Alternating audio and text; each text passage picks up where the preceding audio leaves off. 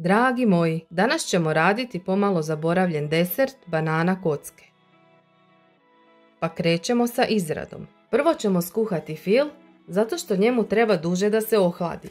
2 pudinga od vanilije, 1 žlicu gustina i 2 žlice šećera izradite sa 2 decilitra mlijeka. 4 decilitra mlijeka i 4 žlice šećera stavite da prokuhaju. Kad nam je mlijeko prokuhalo, ukuhajmo izrađeni puding. Kuhajmo ga par minuta.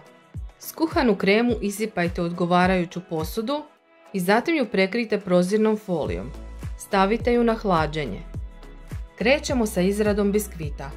U odgovarajuću posudu za miksanje stavite 5 jaja, 3 žlice šećera i 1 vanilin šećer. Izmiksajmo sve dok nam se šećer ne otopi. Postepeno dodajemo 5 žlica brašna u koje ćemo umiješati pola praška za pecivo. Zatim dodamo 2 žlice ulja i 2 žlice tople vode.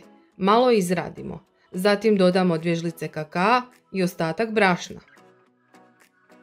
Pripremite lim za pečenje 28 x 28 cm. U njega isipajte biskvitnu smjesu koju ćete peći 10 minuta na 180 stupnjeva Celzijevih. Dok nam se biskvit peče, priredit ćemo preljev za biskvit. Zato nam je potrebno 100 g šećera i 2 decilitra vode. Te sastojke ćemo prokuhati.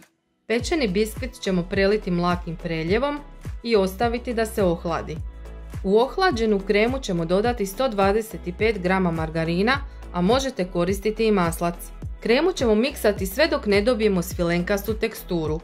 Zatim ćemo u nju isipati pola ekstrata okusa banane.